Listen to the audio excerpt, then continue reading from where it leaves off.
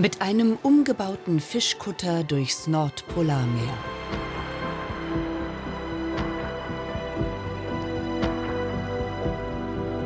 Für mich ist Spitzbergen einfach die Wildnis.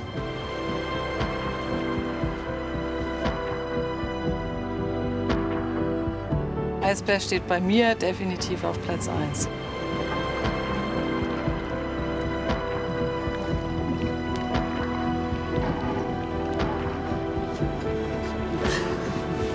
Das ist unglaublich.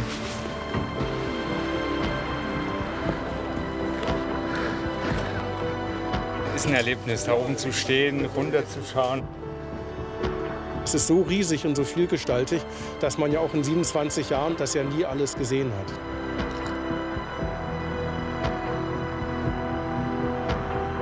A little bit of ice. And then the best thing is to stay in the sun. Eh? Irene! Hi. Helbri! 32 Arktis-Fans plus Reiseleitung und Segelcrew checken auf dem Dreimaster Antigua ein. Ohne Gummistiefel geht hier genau gar nichts. Die haben wir für alle Landungen, es ist nass. Man muss immer aus dem Boot aussteigen, da sind Gummistiefel das einzig wahre. Gute Gummistiefel, gute Sohle, kann man auch richtig drin laufen. Der Proviant muss für 2 Wochen reichen. So eine Segeltour bei arktischen Temperaturen macht richtig hungrig. Die Crew kommt aus Holland und versorgt die Gäste. Oh, hallo? Hallo? Ja, hallo. Ich bin Dörte. Hallo. Roland. Also, Astrid. Dörte Grahlmann hat ihre Apotheke verkauft und ist von klein auf begeisterte Seglerin.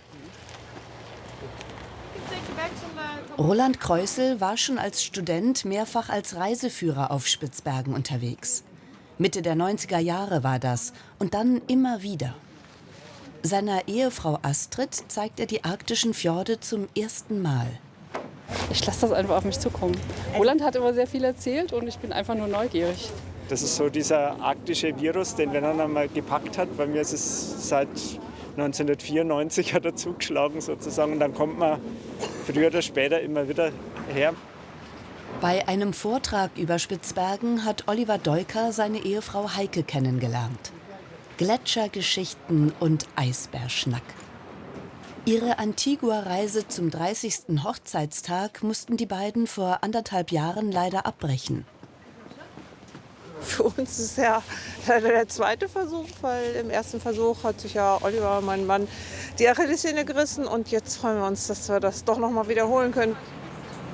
Mit dem Inselarchipel Spitzbergen verbindet jeder und jede an Bord eine ganz eigene Geschichte.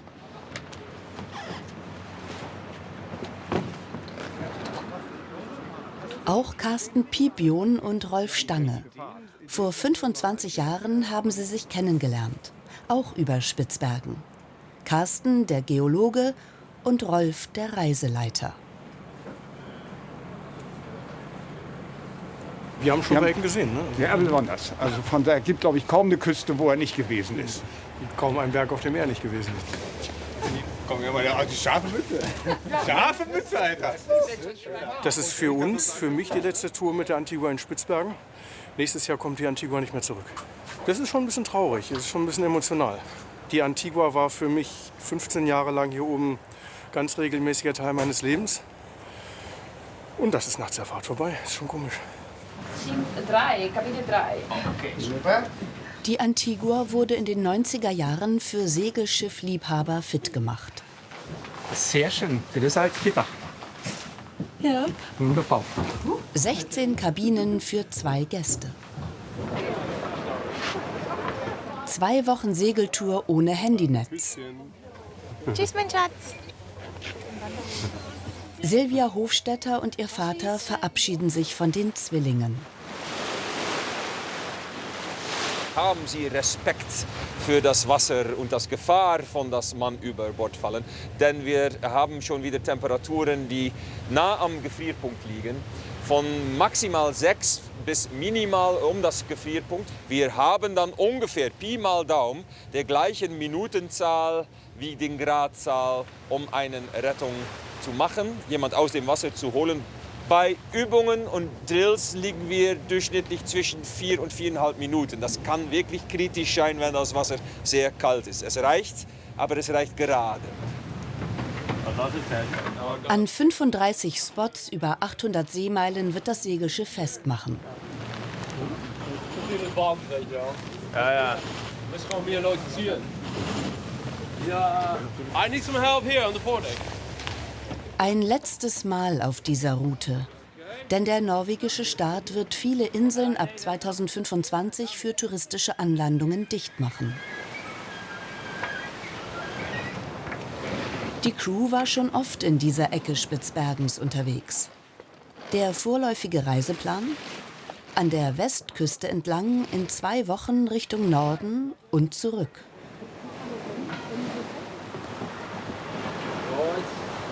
Wie oft die Segel des Dreimasters gesetzt werden, hängt vom Wetter ab. Das Abenteuer Spitzbergen beginnt. Mit 10 Knoten geht es los.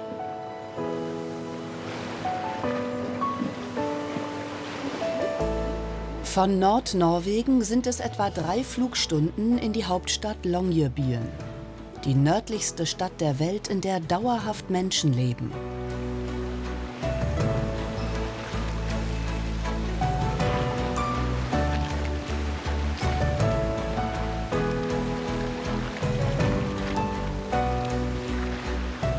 Zuerst geht es von Longyearbyen im Süden an der Westküste Richtung Norden über Eidembukta und Hermansenøya.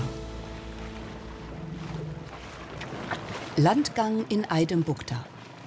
Mit den sogenannten Zodiacs fährt die erste Gruppe an Land. Als Vorhut die Guides mit den Gewehren, falls Eisbären auftauchen. Für mich ist Spitzbergen einfach die Wildnis in Kombination mit vielen Dingen, mit dem Licht, was hier immer anders ist, mit der Stille vor allen Dingen. Wir haben manchmal hier eine Stille, die fast hörbar ist. Und die Dankbarkeit, dass man an solchen Plätzen sein darf. Das ist also wirklich faszinierend. Okay, noch 2 Personen dabei. Dörte war schon mal auf einer Skitour mit Freunden hier. Diesmal sollte es unbedingt eine Fahrt mit einem Segelschiff sein. Carsten und Olli waren mal gemeinsam hier oben. Und seitdem immer wieder. 1987.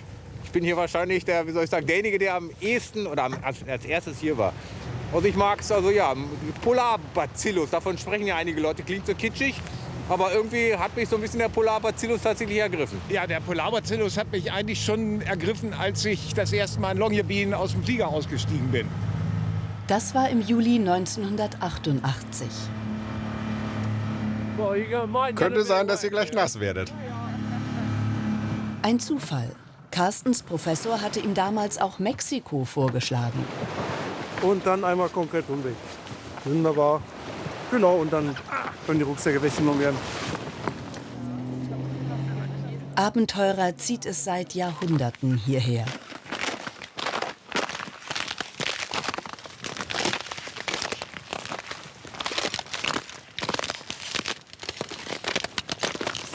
Es ist Mitte September. Der Herbst beginnt.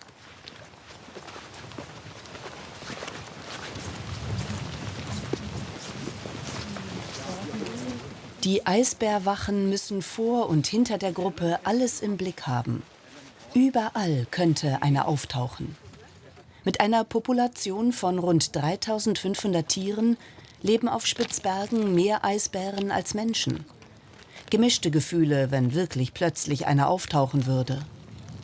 Mal ist er da und man sieht ihn, mal ist er da und man sieht ihn nicht und weiß auch gar nichts davon. Und ich bin mir ganz sicher, das ist mit vielen wilden Tieren auch so, dass viele mehr wilde Tiere uns sehen, als wir sie sehen. Das kennen die Segler vielleicht. Das ist gar nicht unähnlich so einer Signalpistole, die man an Bord auch hat, mit der man Leuchtammunition abschickt. Unsere Ammunition ist ein bisschen anders, die macht auch noch Geräusch. Und zwar gerne zweimal. Also einmal, wenn man spannt und dann abzieht, dann knallt es einmal beim Abfeuern. Und dann fliegt ja das Geschoss und deswegen muss man auch so ein bisschen ein Gefühl dafür kriegen, in welchem Winkel gegen den Wind man das so abgibt und idealerweise dann vor den Bären landen. Und dann macht es noch einen zweiten Knall näher an den Bären dran, dass man selber also da nicht hingehen muss. Der Eisbär ist in Norwegen seit 1973 streng geschützt. Nur im äußersten Notfall dürfte Irene schießen. Es sei spannend, einem Eisbären zu begegnen, erzählt sie, aber nur aus sicherer Entfernung. Zwischen den Moränenhügeln sind immer wieder viele kleine Tümpel mit einer dünnen Eisschicht überzogen. Lagunen und Schluchten tauchen auf.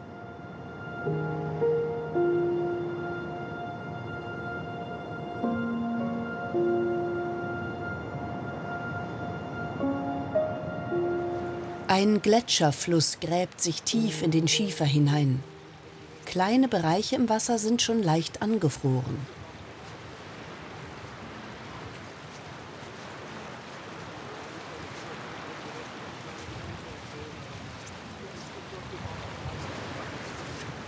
Sanfte Hügel, schroffe Spitzen und lange Bergketten, immer wieder mit Schnee bedeckt. Ich bin bis hierher noch nie gekommen. Umso interessanter ist es jetzt natürlich. Genau, ihr seht wirklich überall auf der Wasseroberfläche, dass da schon so die Eiskristalle schwimmen. Also da ist wirklich die Eisbildung jetzt im Gange. Mitte August war es in der Hauptstadt 20,3 Grad Celsius warm. Der wärmste Augusttag, den sie auf Spitzbergen jemals hatten. Jedenfalls seit 60 Jahren. Das wirkt sich schon auch auf den Winter aus. Einmal dadurch, dass der Boden natürlich bei dieser Wärme recht tiefgründig auftaut. Das muss ja auch erstmal alles wieder gefrieren. Also der Permafrost, der wird dünner, der leidet darunter. Und dazu kommt aber auch, dass der Winter kürzer wird. Die Fjorde frieren eben nicht mehr so zu wie vor 10, 20 Jahren. Das hat schon erhebliche Auswirkungen, das ist nicht zu übersehen.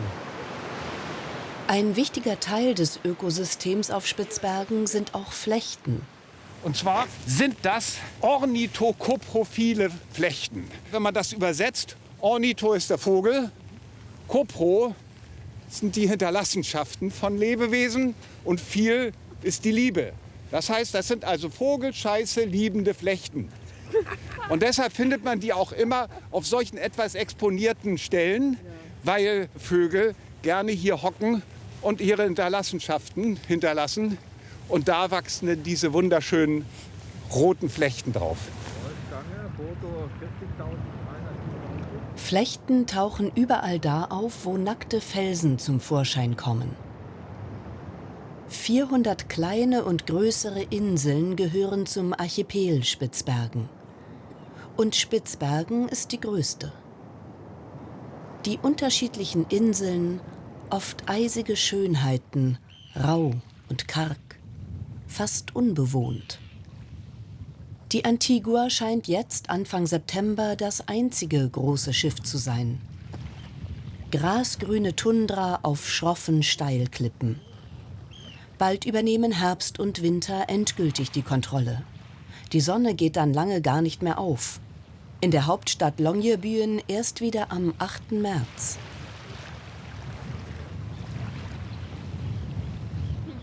Sobald die Sonne rauskommt, ist es wunderschön. Das macht einfach nur Spaß. Das schöne warme Licht jetzt hier im Herbst, das ist einfach nur traumhaft. Nachmittagsausflug zur Hermannsen-Euer. Ein Vogelschutzgebiet, das im Sommer lange nicht betreten werden darf, wegen der Brutzeiten. Wie angezogen am Strand in der Sonne liegen, meint Geologe Carsten. So fühlt er sich. Ungefähr 50 Mal war er hier. Immer wieder tauchen Moose und Flechten auf. Also man denkt, das ist immer so flach auf dem Stein drauf, wie eine Briefmarke, aber das gibt auch so ein Relief. Und dann haben sie so kleine Trichterchen, wo sie Regenwasser sammeln und Nährstoffe eintrichtern. So kleine Städte. Genau. Siedlungen. Ja, das sind ja eigentlich Siedlungen, nicht? Genau. Das wohnt ja so eine WG im Prinzip. Und manche sind offen und manche sind geschlossen. Ja. Hier hat man so ein bisschen. Ein Potpourri unterschiedlicher Pflanzen. Sie haben Millionen von Jahren überlebt. Trotz der Minusgrade von bis zu 25 Grad im Winter. Das sind die kleinen Dinge, nicht das üppige, große, sondern die kleinen Sachen. Und es ist auch einfach herrlich hier. Das in weiten Teilen unberührte Spitzbergen hält immer wieder Überraschungen bereit. Der Untergrund, gerade noch sattgrün, tauchen gegenüber faszinierende Gletscher auf, die über Land oder im Meer liegen. Sie können Hunderte von Metern dick sein und sich über viele Kilometer erstrecken. Gletscher sind auch eine wichtige Süßwasserquelle. Rot-goldenes Licht auf der Rückfahrt zur Antigua.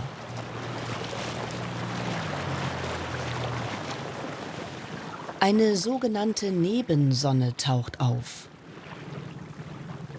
Lichtbrechung an Eiskristallen. Kleine Lichtflecken in der Nähe der Sonne.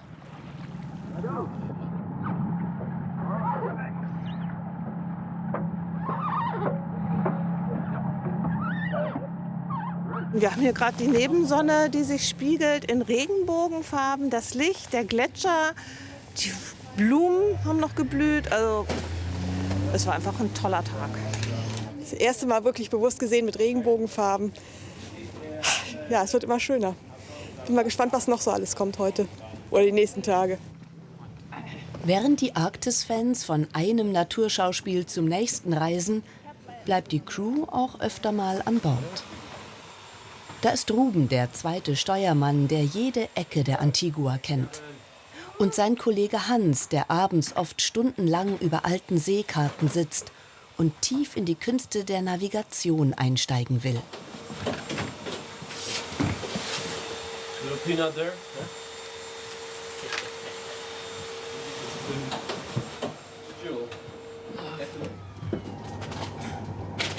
Überall unter Deck im Laderaum sind Sachen verteilt.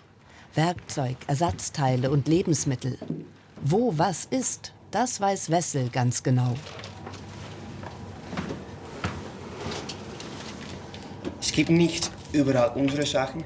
Es gibt auch Öl und Diesel und Wasser. Aber ungefähr überall gibt es etwas. Ja. Auch in den Kajüten werden einzelne Vorräte unter Deck untergebracht.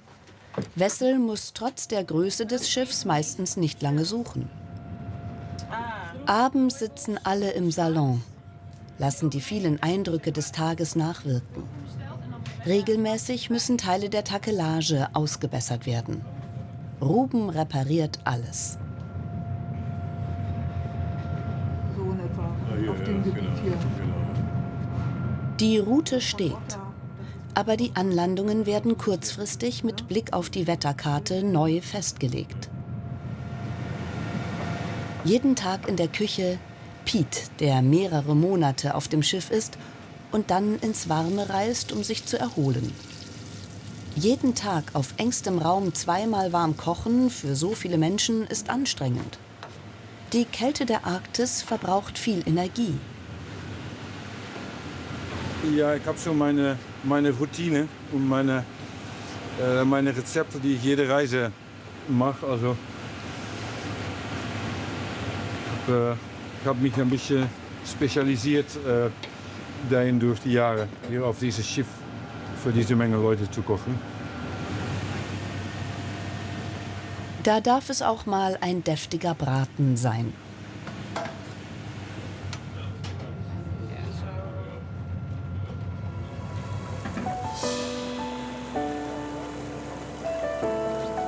Der Mond.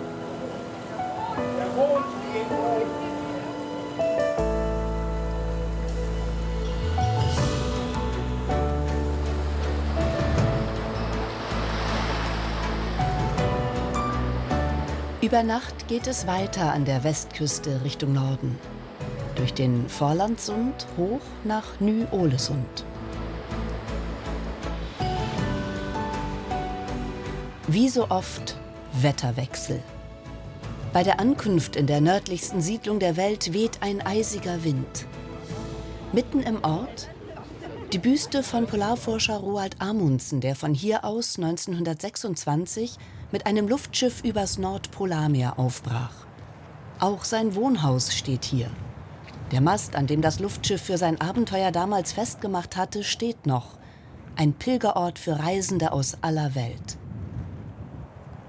Das ist völlig unvorstellbar, was sie geleistet haben. Also von der Ausrüstung her, wenn man sich allein vorstellt, Rentierfell, Schlafsäcke, die im Vergleich zu modernen Schlafsäcken ein Vielfaches wogen. Die ganze andere Bekleidung schwer, steif, trocknet schlecht, völlig abgeschnitten, keine Kommunikation. Wenn die einmal unterwegs waren, waren sie völlig abgeschnitten für Monate oder sogar Jahre. Heutzutage die Abenteurer, die haben Satellitentelefone, das ist überhaupt nicht mehr vergleichbar.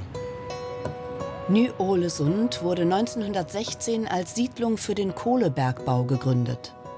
Nach Krisen und einem großen Grubenunglück war Schluss. Die erste Polarstation eröffneten die Norweger 1968. Heute ist es der Hotspot der Arktisforschung aus aller Welt. Auch Wissenschaftler des Alfred-Wegener-Instituts aus Bremerhaven arbeiten hier. Die Themen: Permafrost und die Veränderung der Polarregionen. Überall moderne Technik. Ein Forscherdorf ohne feste Einwohner. Vor 50 Millionen Jahren konnte man theoretisch noch zu Fuß von Hamburg nach New York laufen. Danach öffnete sich der arktische Ozean wie ein Reißverschluss und Grönland drückte gegen Spitzbergen. Noch hinter Prinz Karls Vorland, da hat dann irgendwo das gelegen, was heute Nordostgrönland ist. Und das hat wie ein Bulldozer gegen den Kontinentalschelf von Spitzbergen gedrückt. Und das ist auch genau passiert. Und da sieht man ganz schön, da steigen die Schichten auf einmal an und in dem Berg hinten sieht man, dass die also fast senkrecht stehen. Im Kongsfjord tauchen die ersten Eisberge auf. Sie sind von Gletschern ins Wasser gestürzt. Vor den mächtigen Eiskolossen hat Kapitän Serge Görz Respekt und passt die Fahrgeschwindigkeit den Verhältnissen an. Gletschereis ist hart, da will man nicht mit großer Geschwindigkeit gegen anstoßen. Die ganz großen Stücke will man gar nicht gegen anstoßen. Das norwegische Kartenmaterial fürs Nordpolarmeer sei nicht immer ganz aktuell. Dann die Landkonturen zu finden und einzumalen und die Distanzen zu berechnen und dann, wo man fährt, die Tiefen zu notieren. Dann hat man schon die rudimentäre Anfangen von einer echten Seekarte und die kann man tatsächlich verwenden das nächste Mal. Deshalb zeichnet er Untiefen auch per Hand ein. Die Temperatur um die 4 Grad. Der Wind macht es gefühlt kälter. Warme Klamotten sind zwingend. Modell Zwiebel. 2 bis 3 Schichten übereinander. Und die habe ich neu gekauft, die Handschuhe. Gerade eben neu in Ny-Ålesund. Je näher der Gletscher, desto kälter fühlt es sich an. Die Abstände zwischen Gletscher und Segelschiff sind schwer einzuschätzen. Als ich vor ein paar Minuten oben geguckt habe, waren das noch über 2 Kilometer. Die sind es jetzt nicht mehr, aber es ist immer noch mehr als 1 Kilometer. Und die Tiefe lag gerade auch noch bei deutlich über 100 Metern. Also wir haben in alle Richtungen noch Platz. Die Höhe des Gletschers ist ja immer eine schwierige Frage. Und im linken Teil, da sind so, ich würde mal denken, 30, 40 Meter. Weiter rechts ist es deutlich höher, 50, 60, vielleicht 70 Meter. Der schiebt hier einfach relativ viel vorwärts, der Gletscher. Der ist sicherlich auch sehr aktiv, bekommt von einem Inlandeis von Hunderten von Quadratkilometern seinen Nachschub. Deshalb treibt eben auch das ganze Eis hier im Fjord.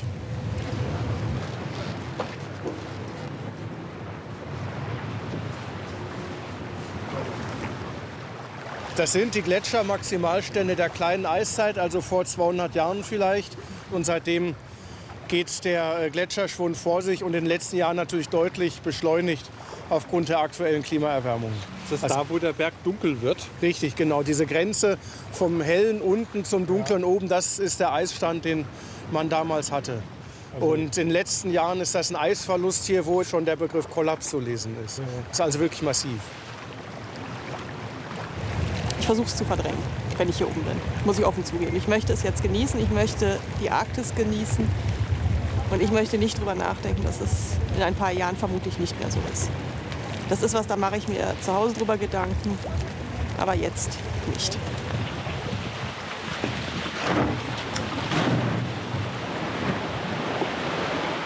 Innerhalb einer halben Stunde, bei der Fahrt um die Blomstrandhalvøya, bildet sich ganz plötzlich eine Eisdecke.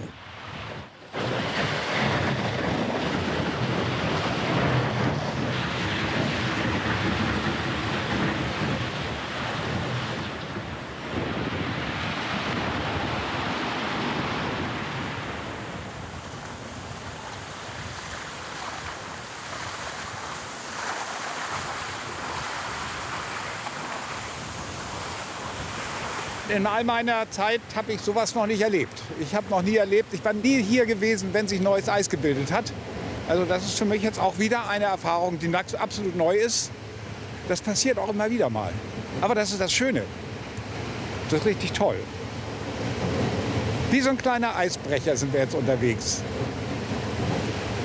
Der Winter fängt an.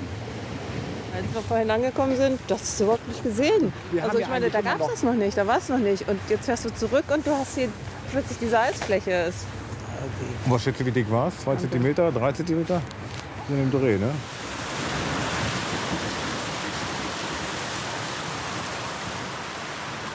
Das Süßwasser vom Gletschereis trifft auf das Salzwasser im Fjord. Ein Knistern entsteht.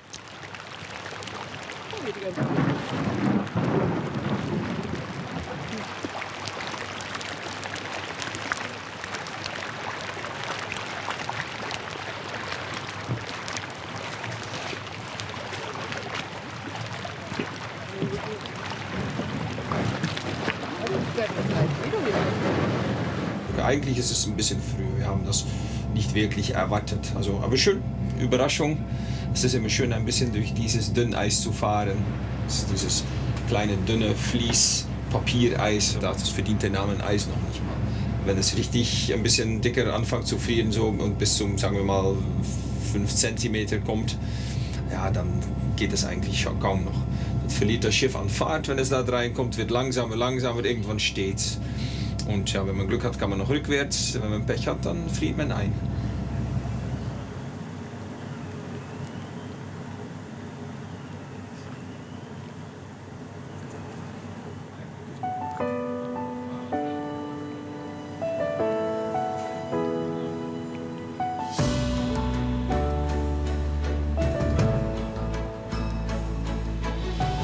Weiter Richtung Norden fährt die Antigua durch viele schärenähnliche Gewässer, Buchten und Fjorde.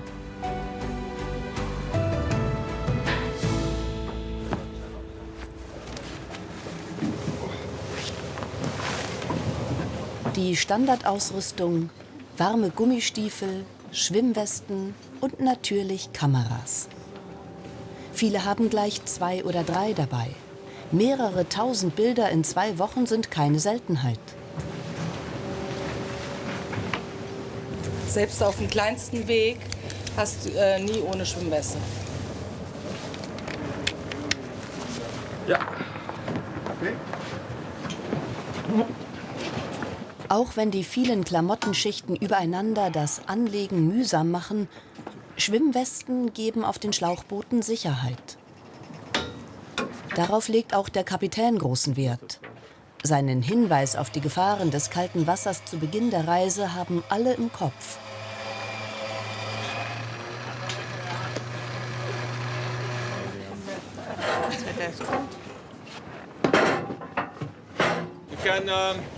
Wir können die Beiboote klar machen und dann können wir los, wenn Rolf grünes Licht gibt und dann mit dem Boarding beginnen.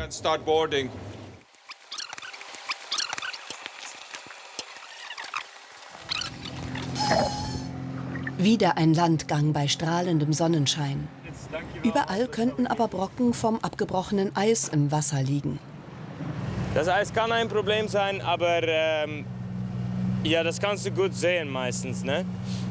Dass Eisblocken eigentlich noch kleine Eisblocken können doch einen Tick geben an die Propeller. Das falsch kann sein, dass es ein bisschen kann brechen oder das kann scheiße sein, aber weiß, ja, da ist jetzt ein Eisblock unter mich, dann stoppe ich einfach die Motor. Dann setze ich die einfach in neutral und dann ist es eigentlich kein Problem.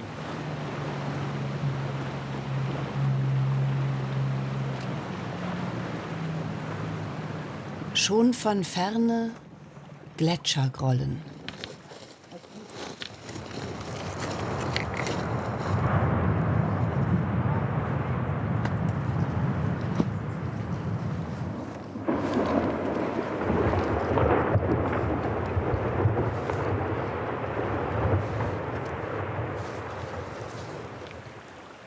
Immer wieder stürzen Eisbrocken von der Front ins Wasser.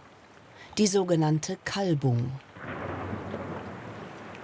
Das Getöse der abbrechenden Gletscherteile und dann wieder andächtige Stille.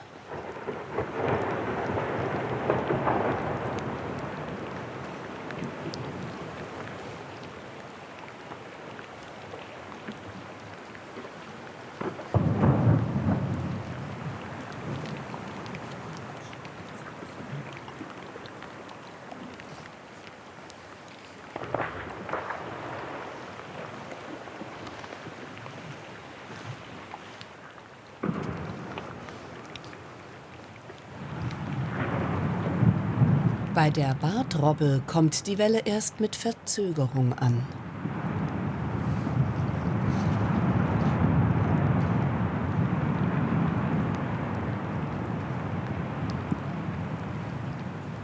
Immer wieder kracht es.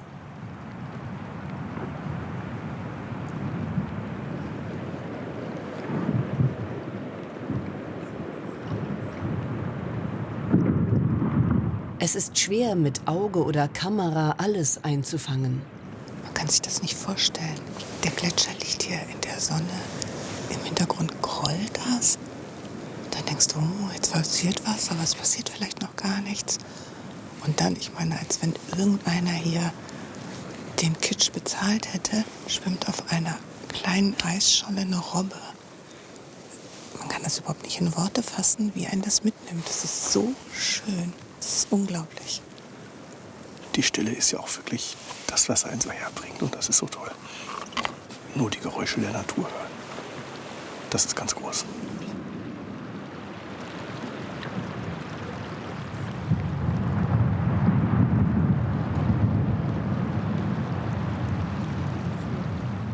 Tanzende Eisstücke auf Wasserwellen. Und der Blick auf den kalbenden Gletscher. Und das Genießen der kräftigen Sonne an der Wasserkante. Dann geht es weiter auf Suche nach einer Kolonie von Seehunden am Kobbefjord. Auch Kapitän Serge ist bei der Schlauchboottour dabei. Und tatsächlich tauchen sie plötzlich auf.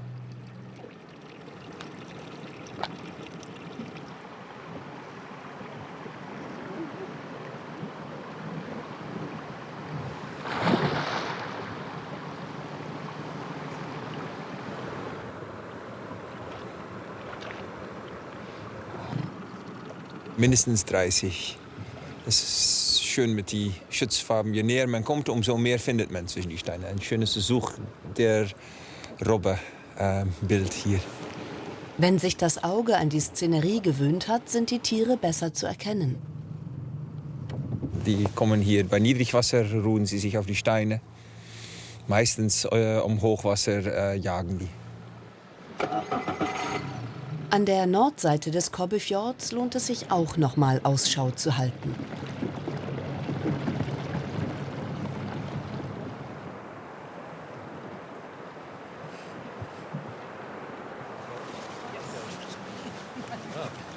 Bei einem Spaziergang in der Abendsonne entdecken sie dann riesige Walknochen überall verteilt. There you go, guys. A whalebone. Right there.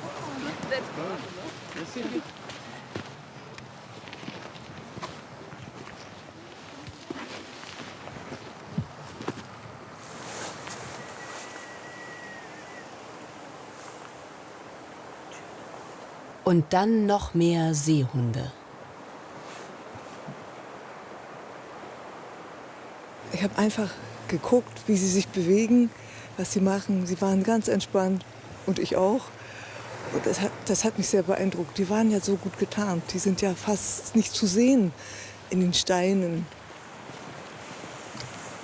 Und dann auch eine Enttäuschung. Immer wieder Müll von vorbeifahrenden Schiffen.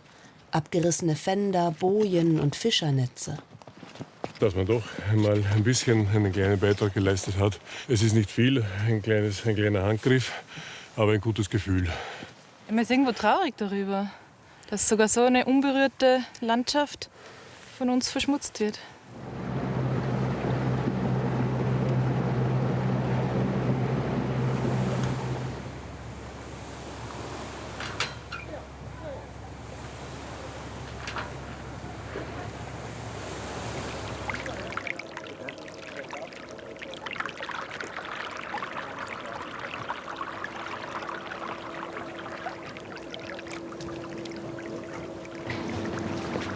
Carsten, jetzt übrigens auf Spitzbergen privat unterwegs, erzählt von den Erlebnissen seiner geologischen Forschung für die Bundesanstalt für Geowissenschaften und Rohstoffe in Hannover. Oft war er genau in dieser Gegend unterwegs. Wir haben das unverschämte Glück, dass wir heute Morgen hier durch diesen Scherengarten fahren können. Ich habe immer nur gedacht, das können wir mit dem Schlauchboot machen. Und wir sind hier früher eben halt auch mit den Schlauchbooten rumgedüst. Der Monaco-Breen, der da hinten jetzt um die Ecke ist, die blaue Gletscherfront, das ist der Monaco-Breen. Links und dann rechts kommt ein anderer Gletscher runter, der Seliger Breen. Die waren vor etwa 6 Jahren, haben die noch eine Front gebildet. Und ihr seht schon, die sind jetzt schon weit auseinander. Also man sieht auch hier die Auswirkungen der Klimaerwärmung hier, besonders im Norden, ganz deutlich.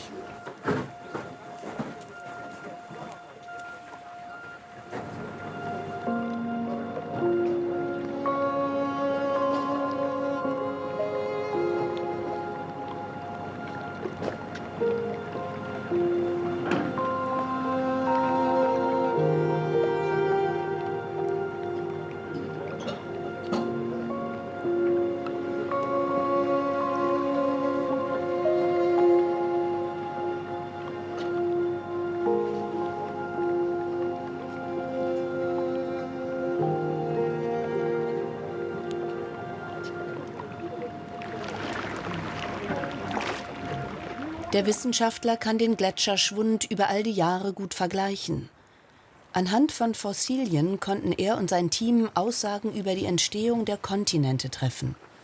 Zu allen Jahreszeiten waren sie da. Per Hubschrauber an entlegenen Orten, um Spitzbergengestein zu untersuchen.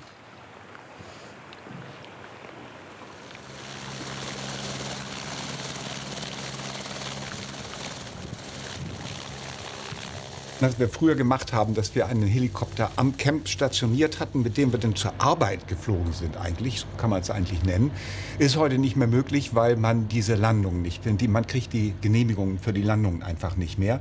Und das macht dann die geologische Arbeit sehr schwierig, weil wir kriegen aus dem Inland jetzt keine Informationen mehr. Zum Beispiel beweisen versteinerte Korallen, dass die norwegische Inselgruppe vor 350 Millionen Jahren in den Tropen lag. Im Vergleich zu früher, dass weniger Schneebedeckung ist, dass auch die kleinen Gletscher und kleinen Eisfelder zurückweichen.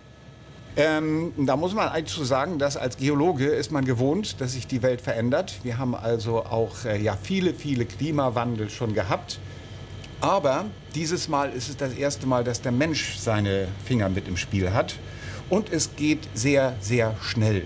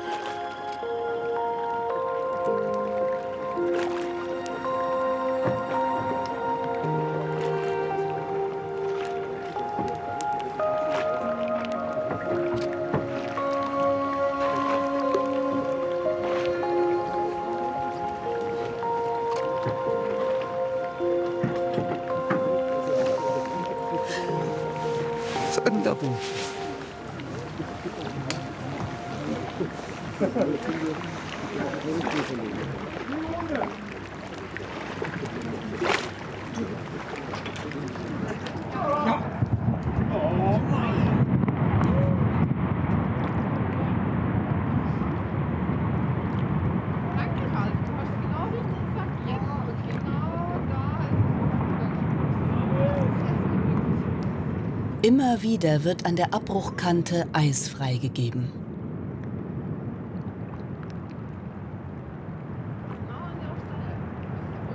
Ich weiß gar nicht, wie weit wir jetzt entfernt sind, aber wahrscheinlich sind es noch irgendwie 2-3 Kilometer und man hat das Gefühl, man ist eigentlich in 3 Minuten da. Also das ist schon irre, ne? Also es verschiebt sich völlig, das Ganze.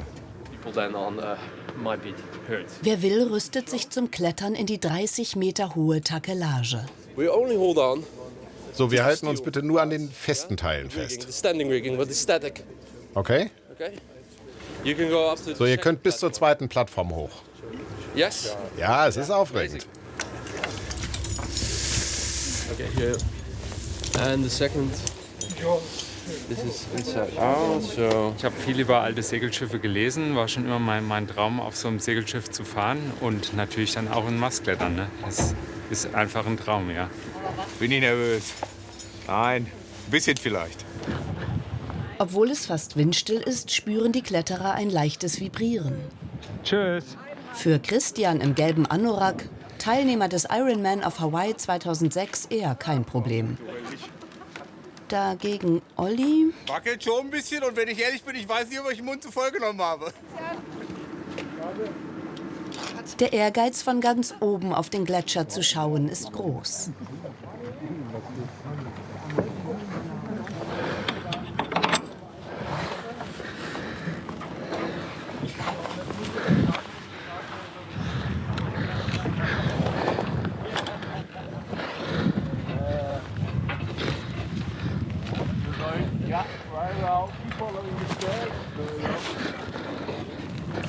Die letzten Schritte auf diese Plattform, die sind halt tricky, weil es ist halt super eng, man muss sich da rumkämpfen und dann wirklich hochziehen. Es war nicht so ohne, gerade die zweite. Aber ist ein Erlebnis, da oben zu stehen, runterzuschauen auf die Leute. Ist ein toller Blick, wobei ich glaube, es ist mehr so das Gefühl, da oben zu sein und auch ein bisschen den Schiss zu haben, da oben zu sein. War toll. Mach ich's nochmal? Nee.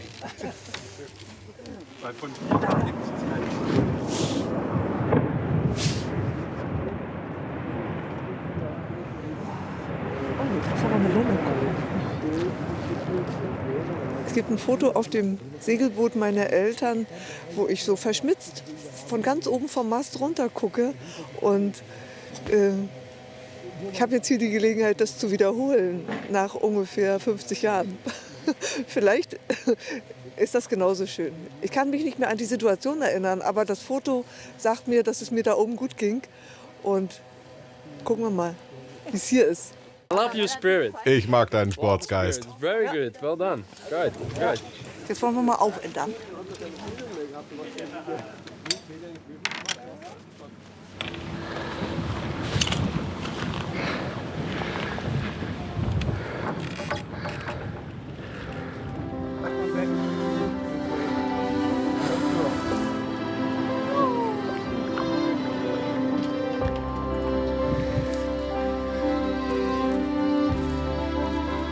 Der Monaco-Breen bei strahlendem Sonnenschein und Windstille. Spitzbergen zeigt sich von der besten Seite.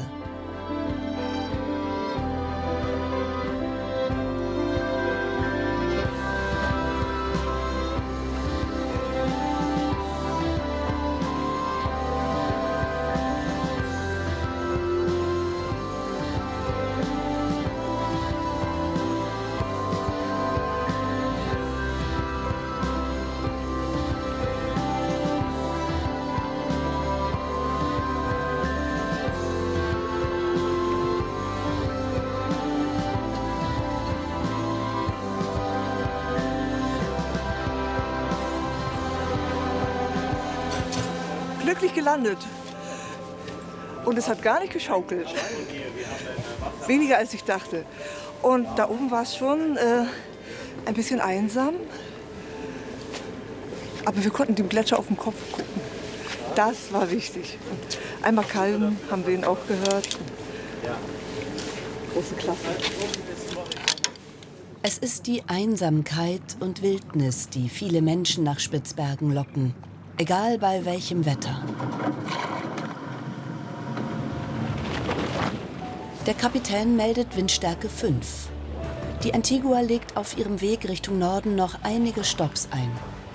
Dann geht's weiter zum 80. Breitengrad.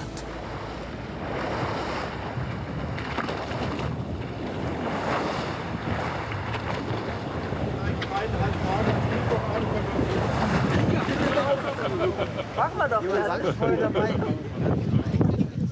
Zum Wohl. 80. Breitengrad. Bisher waren es ja maximal 79, von daher ist es nochmal 1 Grad mehr und nochmal 1 Grad kälter. Ja, ist schon was Besonderes. Sie feiern das Überqueren des 80. Breitengrades. Von hier aus wären es noch mehrere hundert Seemeilen bis zum Nordpol. Das Ziel ist aber die kleine Insel Moffen, der nördlichste Punkt der Antigua-Tour.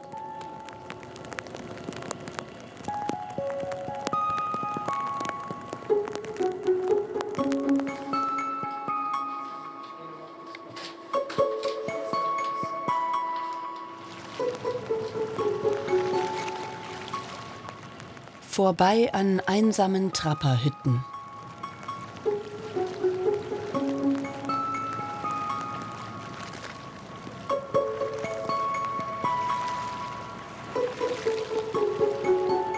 Dieser Wetterumschwung, heute Morgen die Sonne, jetzt das. Und also für mich ist das einfach was Besonderes.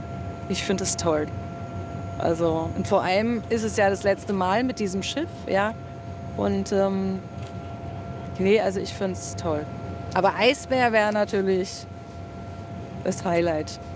Was ich noch nicht gesehen habe und beim letzten Mal verpasst habe, wegen Packeis damals, waren die Walrosse. Also ich würde unheimlich gerne mal einen Walross in Natur sehen. Das wäre meine Erwartungshaltung und ich hoffe, das klappt noch. Also wir leben ja in Kolonien, habe ich gehört, und da werden wir hoffentlich noch anlanden.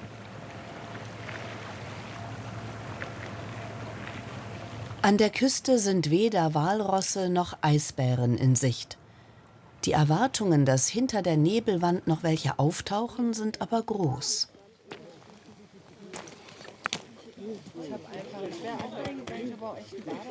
Bis jetzt nur die Spuren der Eisbärtatzen. Und man kann eben im Prinzip immer und überall auf sie treffen. Wo das dann tatsächlich passiert, weiß man eben natürlich vorher nicht. Das macht es ja auch spannend. Hier sind wir am richtigen Ort, nicht ganz zur richtigen Zeit, wobei das ja auch gut ist, wenn wir gerade an Land stehen. Der ist ziemlich stressig, wenn der Eisbär jetzt auf einmal hier stünde. So ein in Anführungsstrichen Klassiker wäre, wenn er jetzt irgendwo da oben an der Hügelkante auftaucht und auch nicht viel macht, einfach neugierig guckt, dann würden wir vom Schiff die Boote kommen lassen und uns einfach direkt zurückziehen.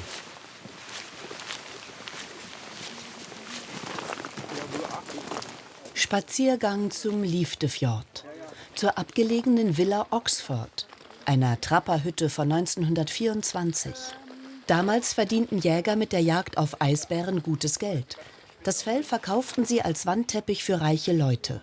Es gibt nur noch wenige Holzhütten dieser Art. Wenn man als Forscher kommt, dürfte man das als mit Genehmigung auch machen. Da kann Carsten die entsprechenden Geschichten natürlich erzählen.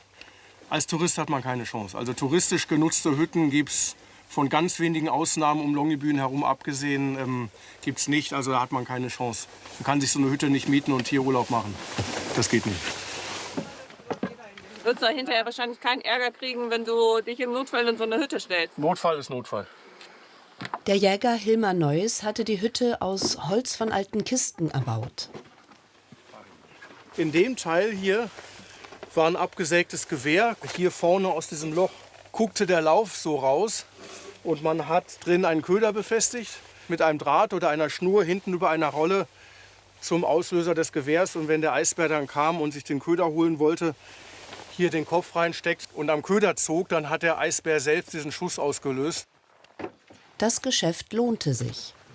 Und so hat Jäger Neuss im eiskalten Spitzbergen wohl auch öfter in dieser Hütte überwintert. Ohne Strom und fließendes Wasser. Viele 100 Kilometer von der nächsten Siedlung entfernt. Unglaublich, unglaublich, in so einer einfachen Hütte zu überwintern. Also, nein, das kann ich mir wirklich nicht vorstellen. Also, nee, das ist schon entbehrlich, furchtbar. Einige Male suchte auch Carsten als Wissenschaftler mit seinen Kollegen Unterschlupf in solchen Hütten. So konnten sie Zeit sparen, denn der Aufbau eines Camps dauerte lange.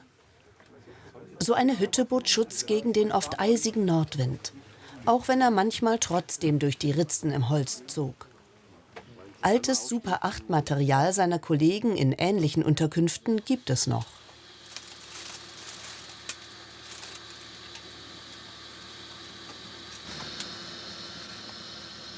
Da kommen Erinnerungen hoch. Ja, ich habe 1990 hier mal für 4 Tage übernachtet.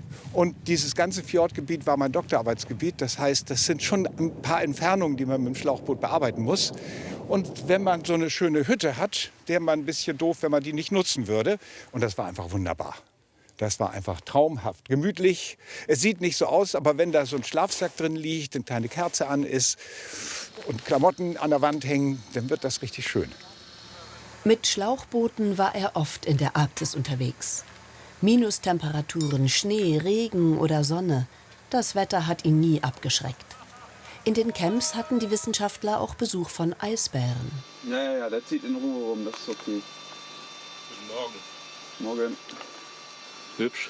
Mhm. Da hatten wir morgens Eisbärenbesuch. Das war so ein junger Einjähriger oder Zweijähriger, der gerade von seiner Mutter verlassen worden ist. Und der hat in unser Camp sagen wir mal, für ein paar Tage lang so ein bisschen belagert. War recht neugierig. Und drehte in aller Ruhe seine Runden.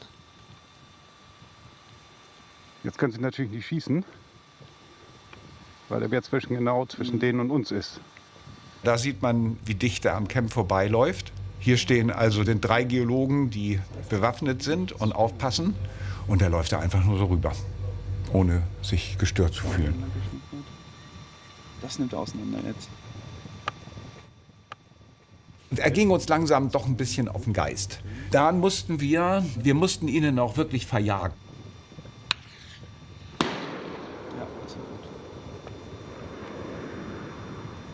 Wir mussten also dann wirklich auf ihn zugehen, Lärm machen, Köpfe schlagen und Krach machen. Und dann hat er wieder ein bisschen Respekt gehabt und ist abgehauen. Zu einer heiklen Situation kam es damals nicht. Jetzt kommt Carsten nur noch selten an den Liftefjord. Die ersten Berggipfel im Schnee. 6 Grad. Im Wasser nur 2 bis 3. Und es wird gebadet. Muss man ein Handtuch, Leute, das ist jeden gut. Ist doch scheiße kalt.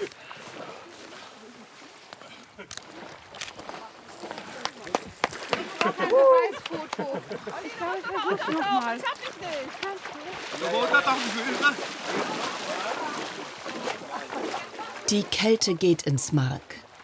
Wollsocken und Mützen sollen wärmen. Gut. So, ansonsten, ich habe mit dem Apparat auch gemacht. Wir können da Bilder ausmachen. Wird schon.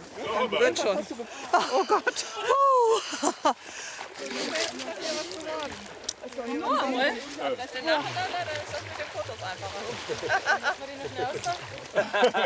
Jetzt ist genug. Jetzt ist genug. Man sieht jetzt schön. Jetzt sind sie auch mal sauber.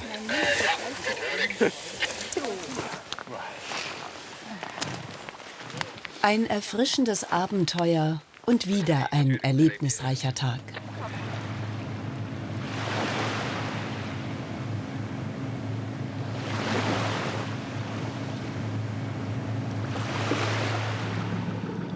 Auf Spitzbergen sind Wind und Wetter eine unberechenbare Größe.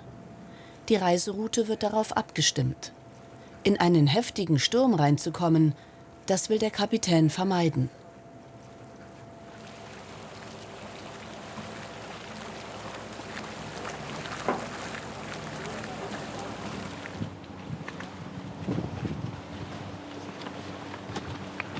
Der Besuch auf einer weiteren Insel ist nur kurz, denn Wind zieht auf.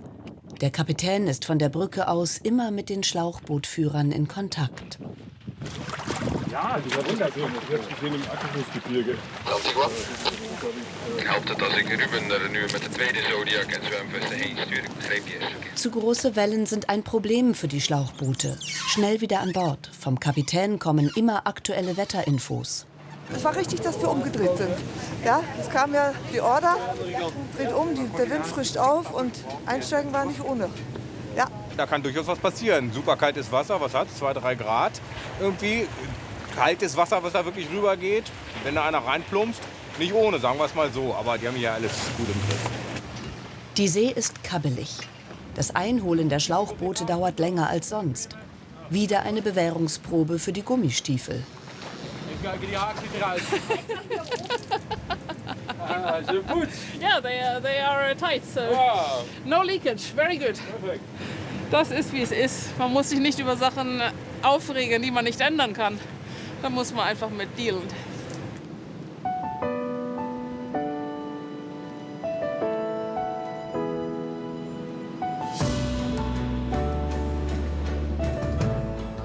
Es gibt auf der Schiffstour viel zu erleben. Walbergeuer und Murchison Fjord und die Insel Moffen. Der nördlichste Punkt der Reise ist erreicht. Schon wieder zieht Nebel auf. Bei diesem Wetter schwinden die Chancen, einen Eisbären zu sehen. Aber immerhin, Walrosse sind da und stinken schon von weitem. Es riecht ein bisschen. Ich mache wieder hoch. Mehrere tausend dieser Land- und Meeressäuger leben auf Spitzbergen. Auch sie sind streng geschützt. Die ist 2-3 Mal aufgetaucht. Man hat dann schön die Stoßzähne gesehen und das war schön. Und drüben in der Herde war ja auch ein mächtiger Bulle. Also mittendrin so richtig imposant auf jeden Fall.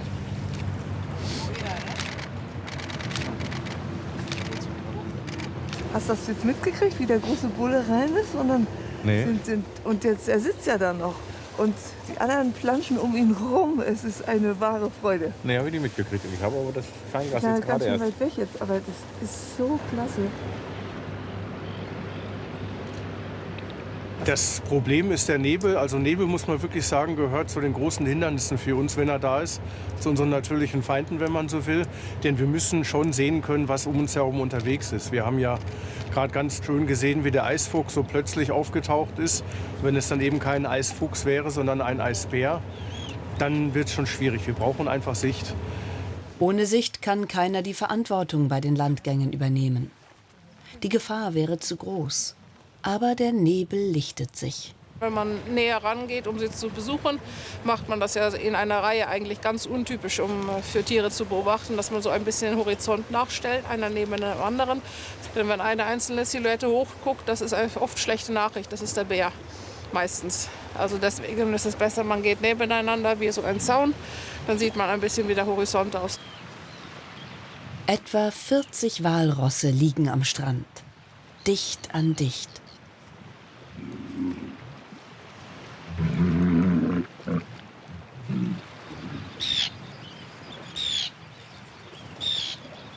Bullen und Kühe leben den größten Teil des Jahres getrennt in Herden. Walrosse brauchen Zugang zu offenen Gewässern. Sie ernähren sich von der Sandklaffmuschel, etwa 50 Kilo pro Tier am Tag. Die steckt so im Sand drin, tief drin und bis hier oben an die Halskrause. Und dann kommt der Siphon hier raus und frisst halt das, was so vorbeitreibt. Und dann kommt das Walross, bläst den Sand weg mit dem Wasserstrahl und nimmt die zwischen die Lippen und saugt das aus wie eine Auste. Und dann ist die Muschel leer. Überall liegen in der Nähe wie auf einem Schlachtfeld alte Knochen. Ein Walrossfriedhof aus dem 17. Jahrhundert. Damals waren Engländer und Holländer hinter dem Elfenbein der Stoßzähne und dem Öl aus dem Speck der Tiere her. Das ist schon komisch. Also ich muss sagen, das ist auch schon ein bisschen emotional, ein bisschen traurig. Das ist ein sehr, sehr besonderer Ort hier, der sehr stark wirkt, auch gerade jetzt bei der Stimmung. Und ich denke, das wäre eigentlich auch wichtig, dass man das sehen kann. Man kann ja hier viel für sich mitnehmen, viel lernen so im Umgang des Menschen mit Natur, mit Tieren. Und da geht auch was verloren. Und für mich persönlich auch. Für mich ist das ein ganz besonderer Ort und eben die Vorstellung, dass es das hier war. Rolf und seine Gruppe sind wahrscheinlich die letzten Reisenden, die den Tieren so nahe kommen und einen Fuß auf diesen Boden setzen. 2025 darf keiner mehr die Insel Moffen betreten. Naturschutzgebiet. Nächstes Jahr gibt es viele Stellen, die wir jetzt gesehen haben, wo man halt nicht mehr hin darf. Und von daher sind wir froh, dass wir das jetzt noch mitmachen dürfen.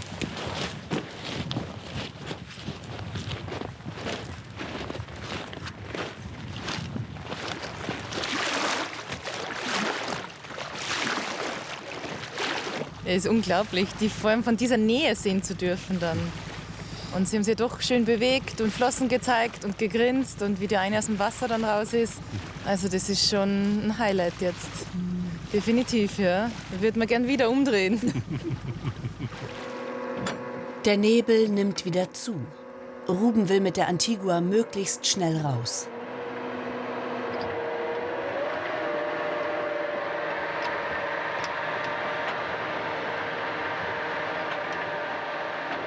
What can we do? Yeah, we can just Tja, was können wir da machen? see if we can get out of Wir the müssen fog. jetzt einfach mal sehen, wie wir aus diesem Nebel rauskommen. Steam our Wie way uns das out, am besten gelingt, uns aus dieser Nebelgegend herauszumanövrieren. can reach out to Das kann like 10 several- oder auch 100 Kilometer dauern. maybe 100 kilometer. Welche Richtung ist die beste? Was sagt der Wind?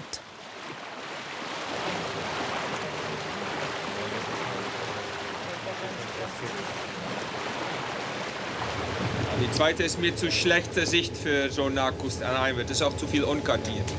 Dann mache ich lieber wieder auf alte Route. Kurs schnell raus aus dem Nebel. Vom nördlichsten Punkt dieser Reise geht es mit einigen Schlenkern wieder Richtung Süden. Langsam nimmt die Landschaft wieder Konturen an.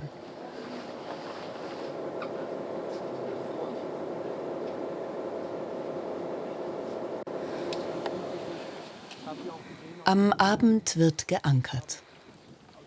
Ungewöhnliche Felsformationen tauchen auf, die fast wie ein Canyon aussehen.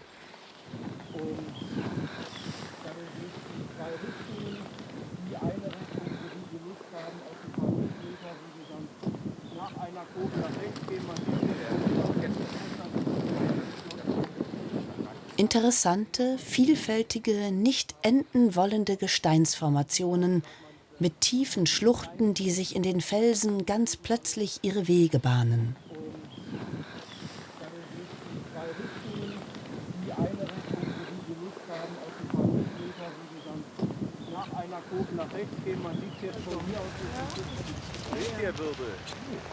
Ja, so, ne?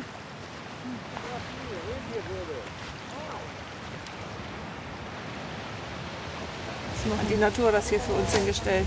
Ja, ich meine, das ist für Geologen ist das schön. Ne? Ja. Da kann ich ganz Du, bequem für meine Messung Touristinnen machen. auch. Also ich finde es auch schön. Also es sieht nicht nur hübsch aus, sondern für uns ist es auch ganz praktisch. Ja, ja.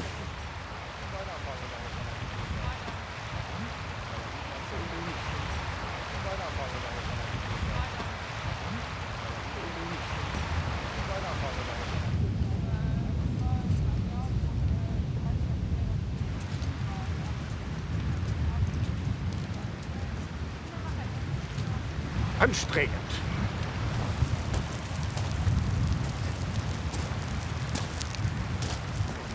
So, ein bisschen Horizont vielleicht noch? Ah, ein bisschen Horizont? Ja, ja. Ah, gut, auf Horizont. Oh.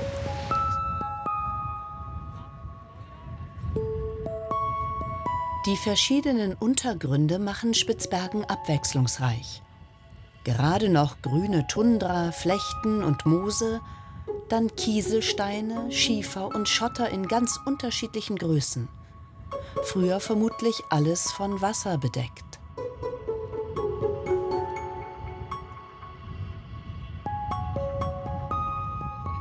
Was man sieht, sind die aufgeplatzten Schichten, die, wenn sich die Sedimente flach ablagern, jede Schicht lagert auf der anderen und bildet dann immer eine Sollbruchstelle. Und da geht jetzt die Feuchtigkeit rein, die gefriert und platzt dann sozusagen die einzelnen Schichten auseinander. Und das ist das, was hier auch passiert ist. Das ist also auch eine recht typische Erscheinung hier in diesen glazialen Gebieten. Ein großes, sehr großes Knäckebrot. Das sind eben halt Spuren von bewegtem Wasser, was diese Wellenrippeln vor etwa 700 Millionen Jahren erzeugt hat. Und das finde ich immer toll, dass solche Strukturen, die Wasser geschaffen hat, immer noch erhalten sind. Man sieht hier auch, das ist auch ganz schön, dass hier die Täler so ein bisschen dunkler sind. In diesen Tälern ist ja sozusagen Bewegungsschatten und da lagern sich dann die feinkörnigeren, tonigeren Anteile ab. Und das war dann vielleicht hier irgendwann mal so ein Strandgebiet mit Ebbe und Flut, Strömungen, die denn diese Wellenrippeln erzeugt haben. Wörterbücher auch anwesend. Aber wie das Wort überhaupt steht, glaube ich, mittlerweile auch im holländischen Wörterbuch. Der Experte. Es geht weiter. Das Eisbärenthema reißt nicht ab, obwohl es so viele andere Dinge zu sehen gibt. Glücklich wegen Bären, dann gehen die irgendwann wirklich auf den Keks. Das erste Mal ist, oh schön, ein Bär, wir sind so glücklich. Das dritte Mal schon wieder nicht an Land wegen die Scheißbären. Wir sind noch in der Phase, oh, hoffentlich kommt der Bär.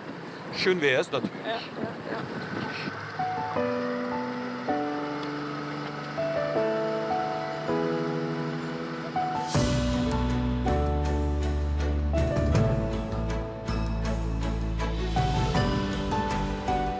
Das Schiff ankert in der Holmia-Buchta.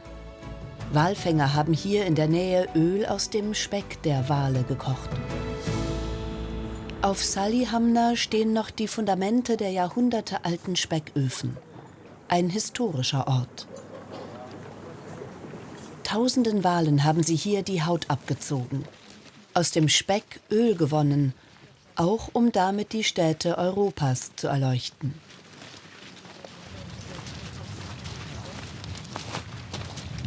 Auf den Booten konnten sie das wegen der Feuergefahr nicht. Ein großer Ölrausch, der Geld einbrachte.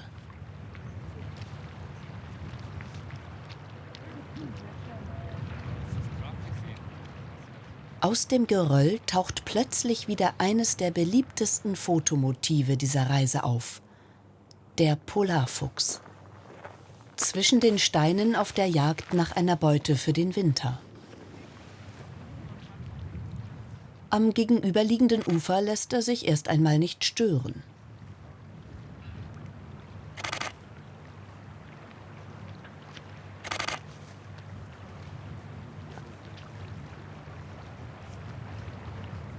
Der läuft da drüben Patrouille. Und dann kommen wieder auf den Schlag 1000 Fotos zusammen, ist egal. Und dann wird das Foto ausgesucht. Mit Auge, mit Lichtpunkt im Auge. Nach Möglichkeit. Ach, schön. Und er hat, das sieht man tatsächlich nur auf dem Foto, dass er ein Vogel, der hat was im Maul. Ja. Einen Meerstrandläufer. Da war er erfolgreich. Und dieser ganze charakteristische Gang auch, der galoppiert halt mit den Hinterbeinen und trabt mit den Vorderbeinen. Deswegen sieht er so ein bisschen aus, als ob er halt, also lahmt eigentlich. Tut er aber nicht. Gut, wir hatten ja wahrscheinlich jetzt in sein Depot. Gar nicht so Das leicht war ja zu doch erkennen. ganz erklärlich.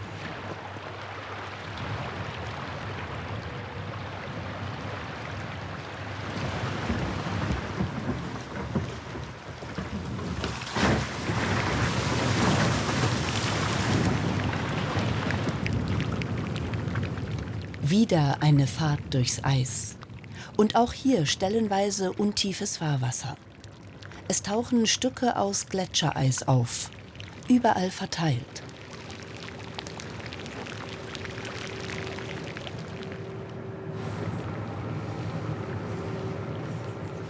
Schon wieder grummelt ein Gletscher.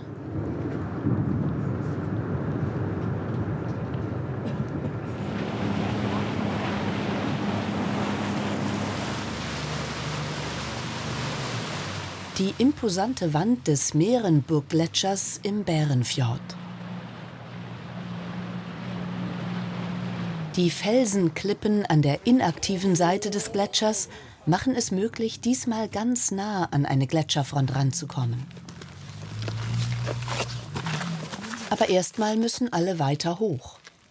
Ein spontaner Landgang. Bist du das immer relativ ganz drauf, gell? Ich bin so Ganz nah glänzt die Vorderseite des imposanten Gletschers.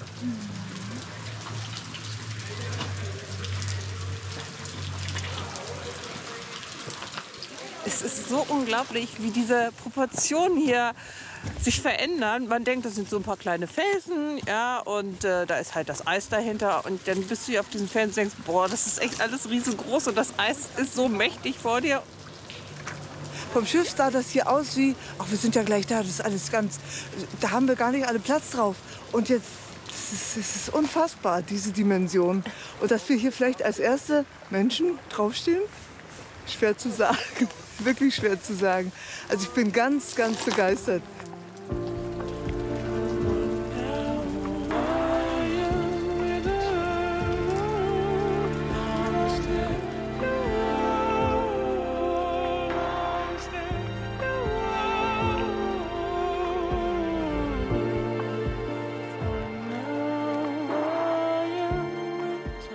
Eine Gletscherbesichtigung fast zum Anfassen. Gefühlt so nah und doch so weit weg.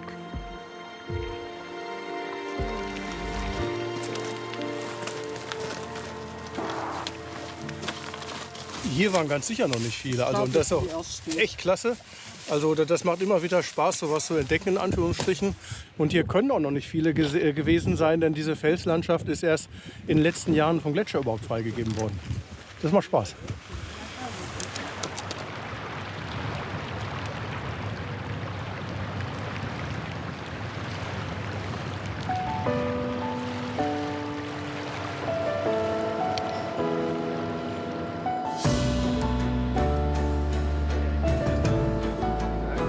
Sonnenuntergang mit herrlichen Himmelsfarben. Weiter Kurs Richtung Süden.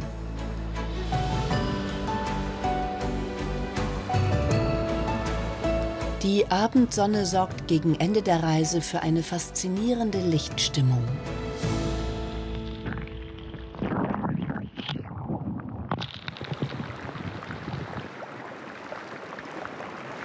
Spitzbergen bietet eine Landschaft, die auch ohne Begegnungen mit Menschen oder gerade deswegen für viele Reisende etwas sehr Besonderes ist.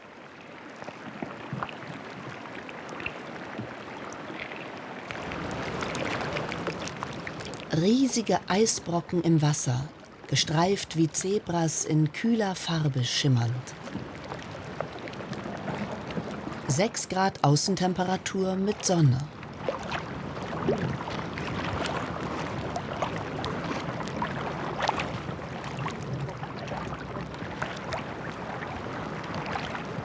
Die Polarwelt der Arktis ist einzigartig.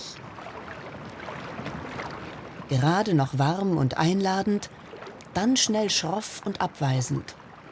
Und das alles in kurzer Zeit. Und wieder knistert das Wasser.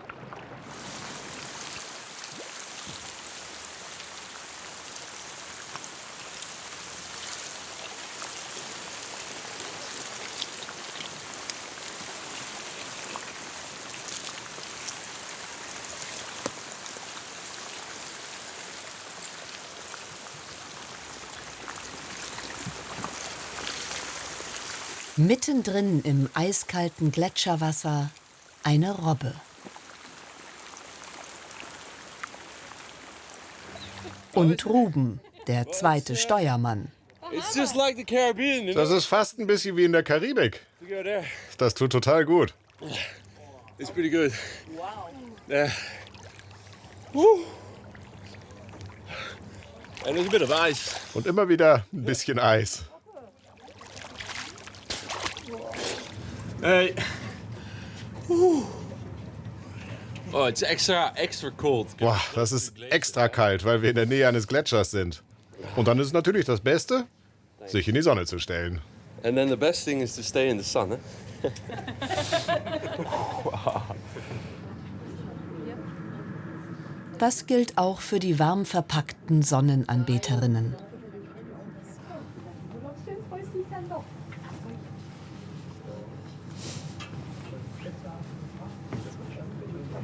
Freigegeben.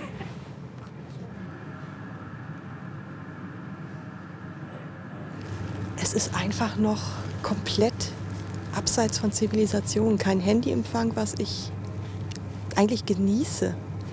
Man ist wirklich mal raus aus allem, was normal ist, was Alltag ist, was Stress ist, was ja, menschliches Leben ist. Und man hat auch Zeit, über die eigenen Urlaubsfotos zu staunen. Kamera hochgerissen und ab dem zweiten Bild habe ich dann auch den Autofokus sitzen gehabt. Und hier Und hier sieht man auch richtig noch, wie die einzelnen Eisbrocken hier runterfallen. Da fliegt noch so ein riesiger Brocken hinterher. Der hier jetzt immer weiter, an der Seite sieht man auch noch mal richtig schön. Hier noch der nächste, ja, ich schätze mal Kühlschrank groß Minimum, runterfliegt.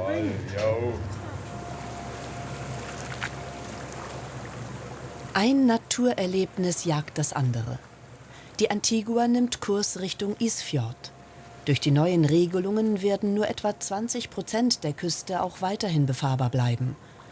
Aber viele Spots, die die Antigua 2024 noch befahren konnte, sind mittlerweile geschlossen. Der Isfjord gehört nicht dazu.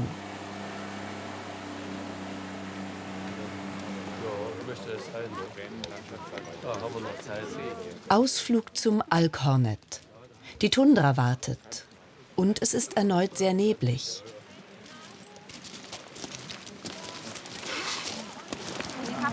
Die Vielfotografierer sind auf Spitzbergen schon fast auf ihre Kosten gekommen.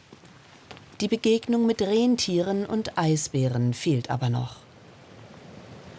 Rentiere wie hier auf dem Alkhornet sehen ganz anders aus als ihre Artgenossen auf dem Festland.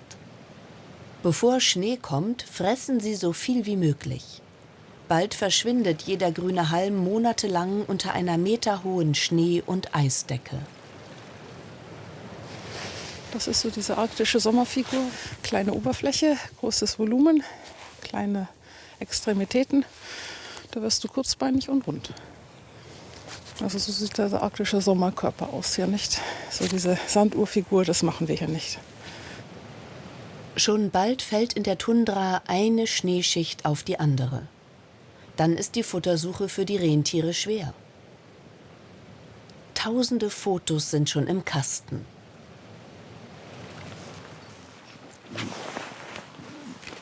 Oh, 5000 vielleicht.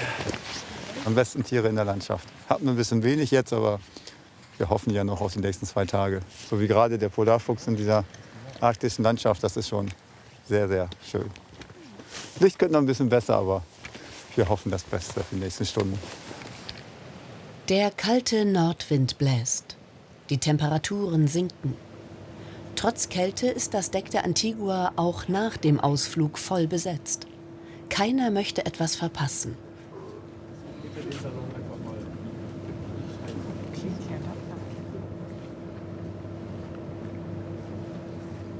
Es gibt wieder Handynetz. Nach fast 2 Wochen nimmt Silvia mit ihren Zwillingen Kontakt auf. Es war schön, heute anrufen zu können. Aber nur mal 2 Tage, dann habe ich meine Zwerge wieder.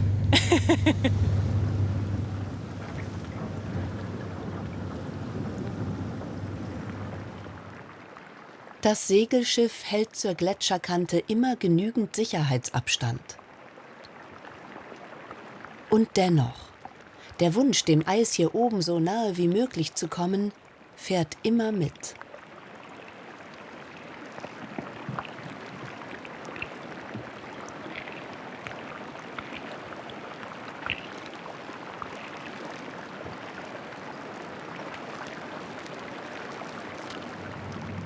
Deshalb werden die Schlauchboote am Borrebreen noch einmal klargemacht.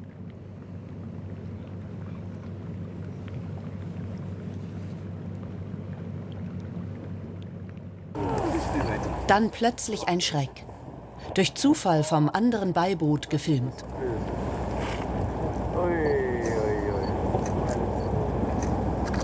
Da haben sie auch Glück. Die waren ziemlich nah dran.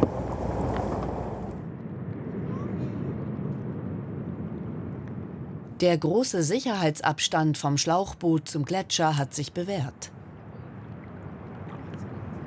Es war Zodiac ganz daneben. Und du hast nur gesehen Zodiac.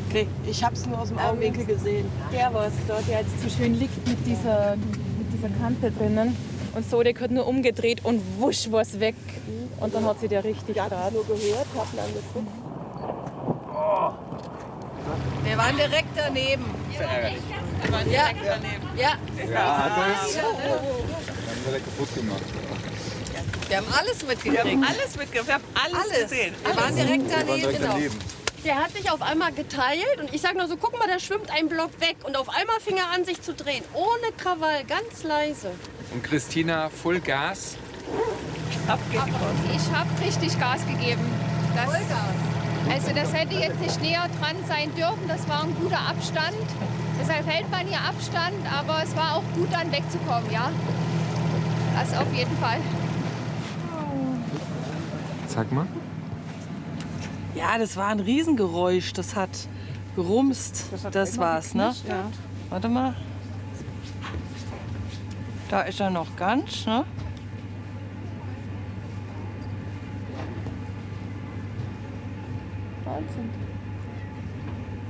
Die Welle war schon nicht zu unterschätzen. Also es ist am Anfang nicht so, aber plötzlich war dann schon so eine, also wenn sie nicht mit dem Heck dann in die Welle wäre, ne, also seitwärts wäre es ein bisschen, hätte es geschaukelt, ne? Wir hatten heute Eisberg, der umgekippt ist. Wir hatten Rentierherde, wir hatten Polarfuchs. Also ich meine, der Eisbär, der wartet da drüben auf uns, da bin ich ganz sicher. Heike bleibt optimistisch, wie die meisten heute Abend. Gesprächsthema Nummer 1, der umgekippte Eisklotz. Und Gesprächsthema Nummer 2, kein Eisbär in Sicht.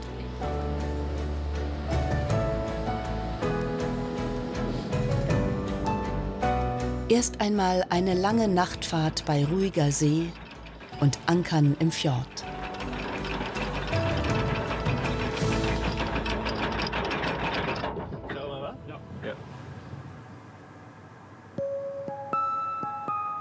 Der nächste Morgen.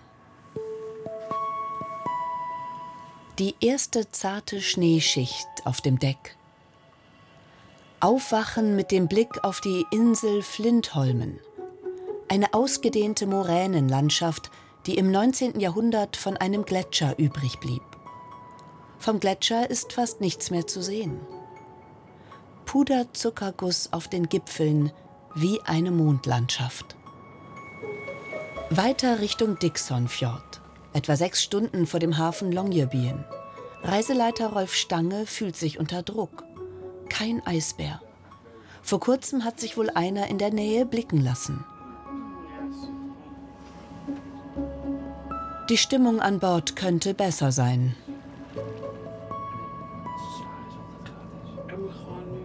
Ich kann das Eisbärenfieber sehr verstehen. Also die Gäste sind ja hier raufgekommen, um nicht nur die Arktis zu sehen, sondern auch die Tierwelt. Füchse, Rentiere und eben halt auch Bären. Und dass da ein bisschen Enttäuschung mitschwingt, kann ich sehr, sehr gut verstehen, wenn hier nicht ein weißer Bär hier an der Küste langläuft. Plötzlich Hektik auf der Brücke. De beste voor jou. Je moet zoeken. Die diagonale. Schau mal darüber in dieser Diagonale und ein bisschen nach links. Links bovenop. 2 Stipjes. Ja, ja. Noch weiß keiner etwas Genaues. Ja, man will zu gerne, dass sie bewegen. Möglich. Also wir schauen noch, sind noch nicht ganz sicher. 90% Stein, 10% Bär, sage ich. Kann Stein sein, kann Bär sein. Das müssen wir noch sehen. Wir müssen noch ein bisschen näher ranfahren. Klar, doch, so sieht das. Ich muss erst mal hier das Gerät zeigen, was ich jetzt verwendet habe. Also 600 mm ist natürlich schon ein relativ schweres Gerät, aber genau, also so stark vergrößert, wie es geht. Ich denke, die Zweifel, was wir hier vor uns haben, sollten damit ausgeräumt sein. Da siehst du die 2 weißen Flecke. Da an der Kante oben. An der Kante, die da vorne geht. Ja.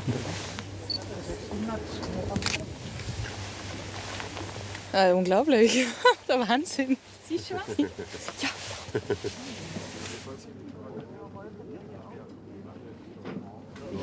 Zwei weiße Punkte, ja, aber deutlich, was es ist. Sehr schön. Stören dürfen wir sie auch nicht natürlich. Wenn man merkt, die reagieren, finden das nicht gut, dann ziehen wir uns auch zurück. Aber wir probieren es aus.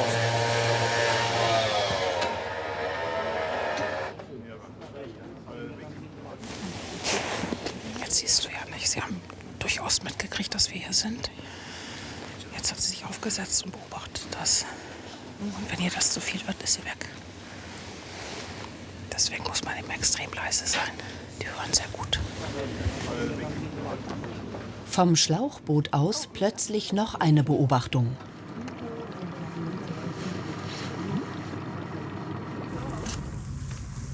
Da läuft noch ein Bär. Da ist noch ein Bär, ne? Ich an der Kante. Auf der Ebene ist ein dritter Bär. Ja, ein bisschen rechts vom Alkhornet. Dieser Eisbär gehört nicht zu den anderen. Vermutlich hat er auch ein ganz anderes Ziel.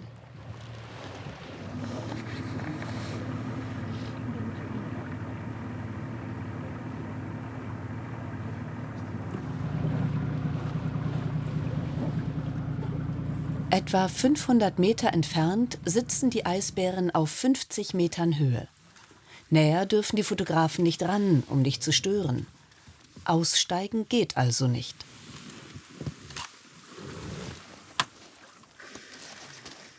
Aus dieser Entfernung ist es aber vom wackeligen Schlauchboot aus nicht leicht, das begehrte Foto zu machen.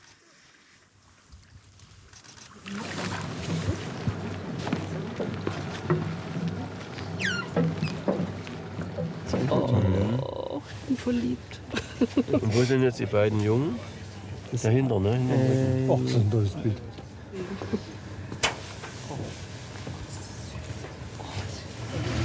Der Eisbär war da. Das ist schön. 2 Eisbären. Oder 3. Das kriegen wir noch raus. Also ich war total happy. Vor allem habe ich da hinten in der Tundra den ganz großen laufen sehen in Action. 3. Ich habe das Beweisfoto. Da liegt nur einer. Vor der Mama. Zwillinge. Silvia muss es ja am besten wissen.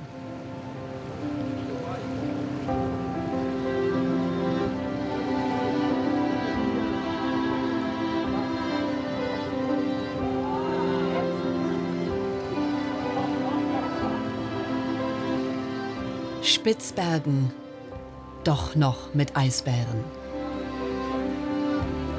Ob es oben auf dem Berg 2 oder doch eher 3 waren, das bleibt bis zum Ende dieser Spitzbergenreise unklar.